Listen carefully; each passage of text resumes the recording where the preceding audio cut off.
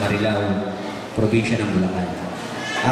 Ako po kanina ay nakaupo sa likod at ako po natutuwa na makita ang mga magulang, ang mga estudyante at yung mga anak na sabay-sabay at sama-sama na nakikisa at nakikigala at nagbubunyi po sa mga nakamit at sa pagtatapos po ng inyong mga anak. May mga muntin lamang po akong i-share po sa inyo at hayaan niyo po ako ay bigyan niyo po ng konting oras. No? At nakikita ko po kasi ang pagpupursige ng isang magulang at hindi lamang po ng isang magulang kundi ang mga lolo at lola po na nandito. Very supportive po. So, alam ko po na ang estado po ng buhay ng bawat isa ay hindi po pantay-pantay. Marahil ang iba, after po ng event na ito, ang program na ito, pupunta sa Jollibee, magse-celebrate. Pupunta sa McDo, magse-celebrate. Pupunta sa mall, magse-celebrate. Lalo ngayon, sale sa SM Marilao. Yeah. So gusto ko lamang pong ipunto sa mga magulang po na nandito at maging po sa mga lolo at lola na hindi po ang bawat pamilya po ay hindi po pantay-pantay ang estado. Meron pong tayong tinatawag na kakayahan sa buhay na gusto ko lamang po i-share po sa inyo na sa murang edad po ng bata, kailangan po nating bigyan puntos at bigyan ng pansin ang kung ano lamang po ang ating kakayanahan. Huwag po tayong gagraduate, may bagong Xbox. Gagraduate, may bagong PS3. Gagraduate, may bagong laptop kasi honor. Ito naman si Gabit Bahay. Gagayarin ko yan. Hindi ako magpapatalo. Hindi po ganun ang ganun ang gusto ko pong ipabigay ko sa inyo ng puntos ngayong umaga. Gusto ko pong sa murang edad po ng bata na gusto ko pong ipaliwanag sa mga bata, anak, ito ang estado ng buhay natin. Masaya tayo dahil ikaw ay nag-graduate, kahit walang graduate, kahit walang CS, ang importante, sama-sama tayo.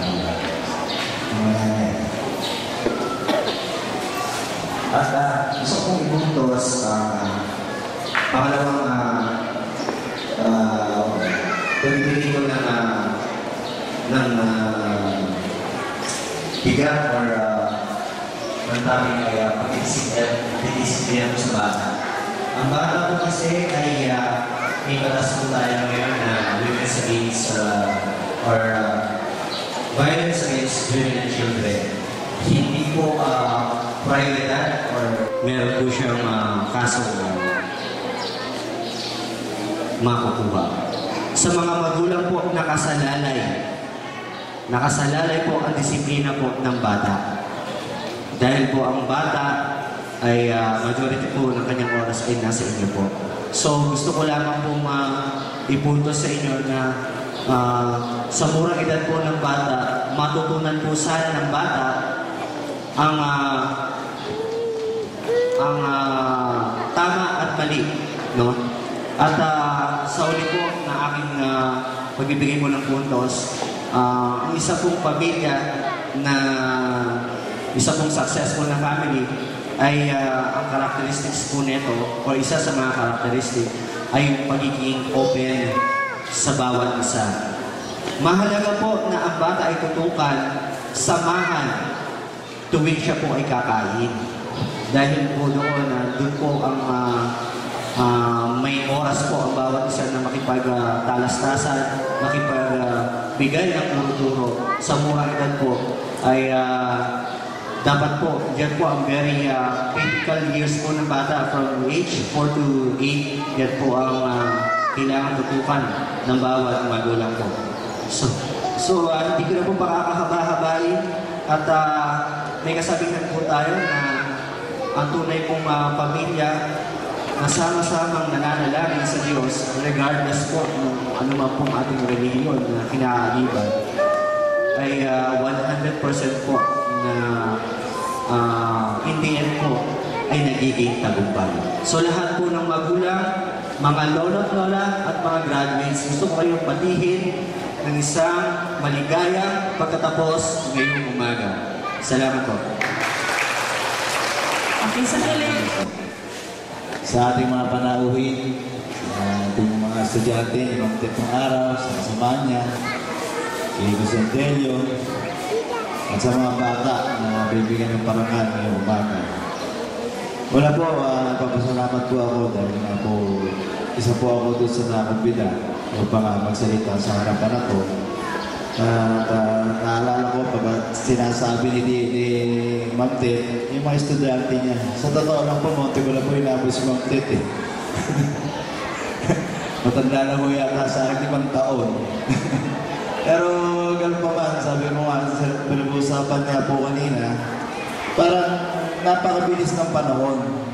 Almost 23 years ang tumaan.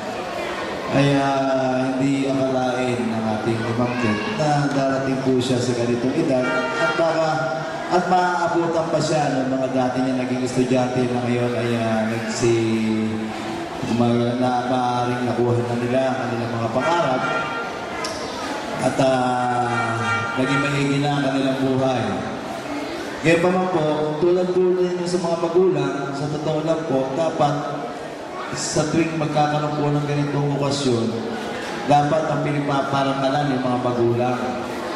Kasi sa loob po na 1 taon, ay napagtsatsagaan po natin, napagtsatsagaan po ninyo na ang ating mga anak ay masubaybayan na halos araw-araw, 5 beses po yata sa loob ng 1 linggo. Ay talagang sinusubaybayan po natin.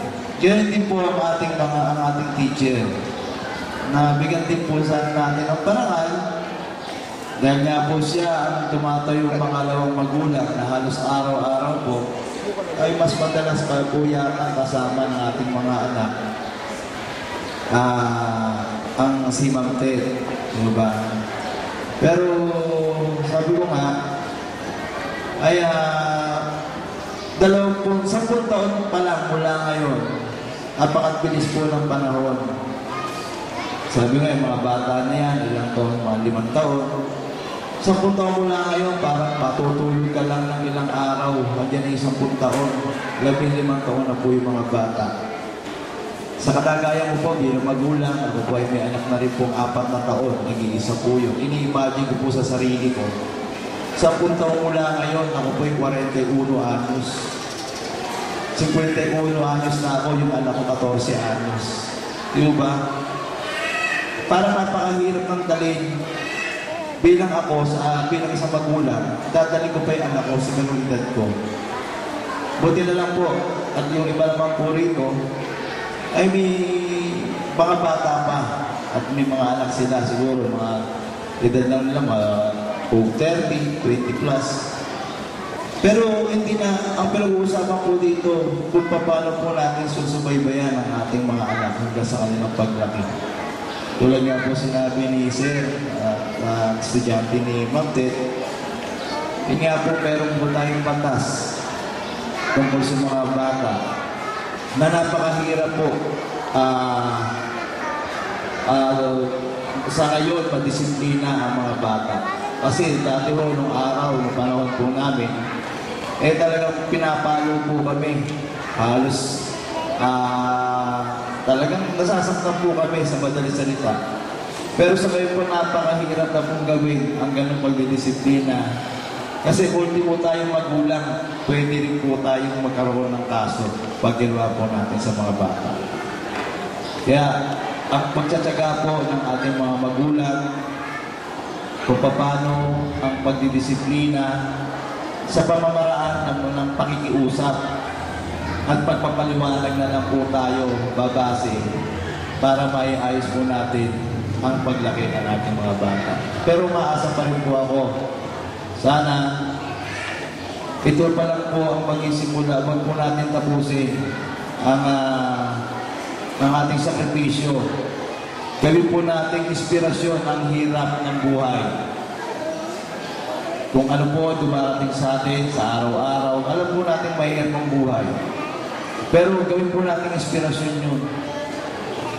Naniniwala po ako darating yung araw, yung mga anak po natin ang magbibigay ng kaginhawahan sa atin. Yun lang po. Magandang umaga po sa inyong lahat. Maraming po salamat. 95, 96. Ay, hindi siya yan. Yung nakacheck. Ayun si Maui.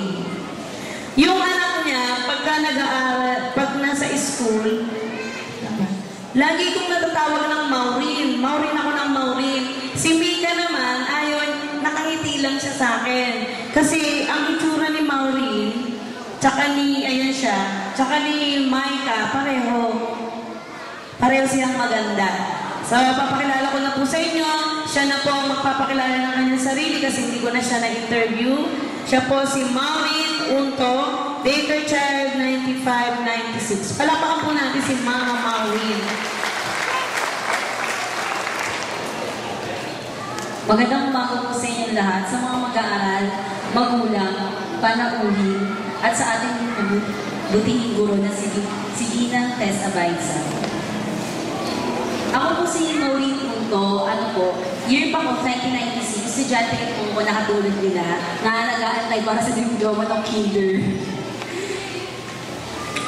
Ako po yung estudyante nung panahon na bumubuo po ng pundasyon sa aking kinabukasan sa pamamagitan sa pagpasok ng paaralan. Hindi man po ako isang valedictorian, isang nakapagtapos ng flying colors na nag-aaral ako.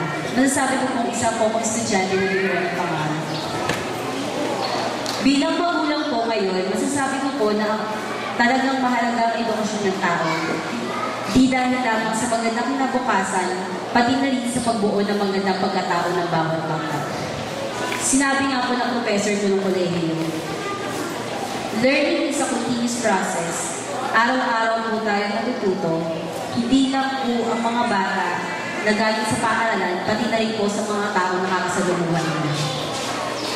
Tayo po, bilang magulang, ay nagmula sa paghubog ng kanilang pangarap at kinabukasan. At yung mga guro naman po, sila po yung ginagamit na medium to achieve their goals.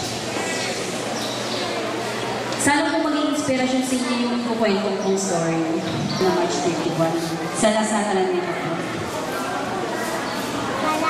Nakakatuwa pong isipin na wala pa rin pong imposible kahit ilang beses po bumagsak kung nandiyan pa rin po yung suporta ng magulang mo. Kung hindi po sila nawawalan ng pag-asa na makagraduate po yung mga bata. Kasi po pagdating po ng sa susunod na taon or paglaki nila, hindi po natin masasabi kung ano yung mga dapat, kung ano yung mangyayari sa kanila. Pero sana po yung kahit ilang beses yung failure ng bata, sana po hindi yung makakalimutan supportan kung pagpatuloy po yung kaya nyo. Hanggang kaya nyo, ipatuloy nyo po yung pag-aaral po ng mga bata.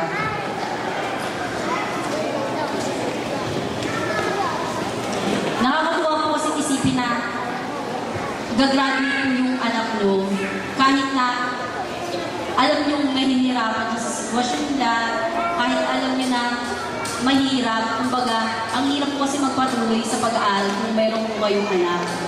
Nandiyan po yung, kumbaga nandiyan po yung, yung hirap na kailangan mag-aral ka, kasi nandiyan yung pressure namin, anak ka, kailangan, pagdating mo na, pag-graduate mo ng college, may trabaho nga mapupuntahan. Pero kung nakakatuwa po na, naging inspirasyon ko po yung magulang ko na balang araw, gagayahin ko sila na hindi ko po pagsasawaan na sumuporta sa anak mo. Tulad nga po nung sabi ng Walt Disney commercial, our dreams can come true if we have the courage to pursue them. Kaya huwag po natin pabayaan na hindi na magawa yung pangarap nila. Let's help them to gain and polish their goal. Not only for their dreams, but also for our dreams to them. Magulang po tayo kung ano po ang pangarap nila, gusto rin po natin matupad para sa kanila. Yun lamang po at maligayang pagkatapos. God bless you all at magandang umaga. Kayo may napulot kayo sa sinabi ni Maureen kasi